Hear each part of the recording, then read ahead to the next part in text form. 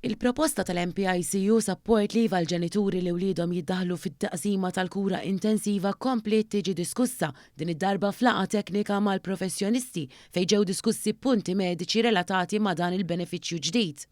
Il-laqa kienet preseduta mis-Segretarju Parlamentari għad-Dialogu Soċjali Andy Ellul li laqat simili se jgwidaw lill-Gvern bl-aħjar mod li ma' mudell għandu jiġi attwat. Llum kellna professjonisti mediċi li b'mod tekniku qasmu magħna informazzjoni li żgur ser tkun qed tgħinna bħala gvern biex flimkien mal-imsieba soċjali naslu għal dan il-mudell tal-EIFIL li mbagħad fl-aħħar mill-aħħar verament jagħmel differenza u jkun ta' għajnuna għal dawn il-ġenituri. Kienet id-deputata Laburista Romilda Zarb li tefed dawl fuq it-tema daqstant importanti għal familji biex minna ħarġu bosta punti relevanti u importanti.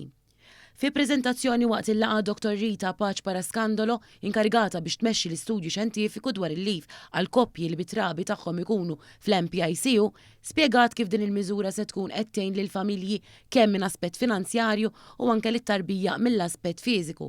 Spjegat kif dan l-istudju se jidentifika l-implikazzjonijiet ta' dan. Ir-riċerka turina biċċar l-importanza li l-ġenituri jkunu ħdejn it-tarbija tagħhom u jieħdu sehem fil-kura li tingħata lit-trabi.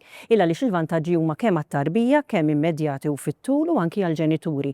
Il-ħidma tal-Gvern għal iżjed drittijiet lil ħaddiema qed tissokta b'ritmu maġġel. Is-Segretarju Parlamentari għad-Dialogu Soċjali wkoll ħabbar kif il-proċess tal-miscarriage leave jinsab fl-aħħar fażijiet u dan se jkun jista' jibda jitgawda mill-ewwel ta' Jannar li ġej. Semma wkoll l-estensjoni tal-leave tal-maternità u tal-paternità, it-tisħiħ tal-parental leave u remote working li l-koll se jgħinu iżjed lil familji f'pajjiżna biex jibbilanċjaw aħjar bejn ix-xogħol u l-ħajja privata.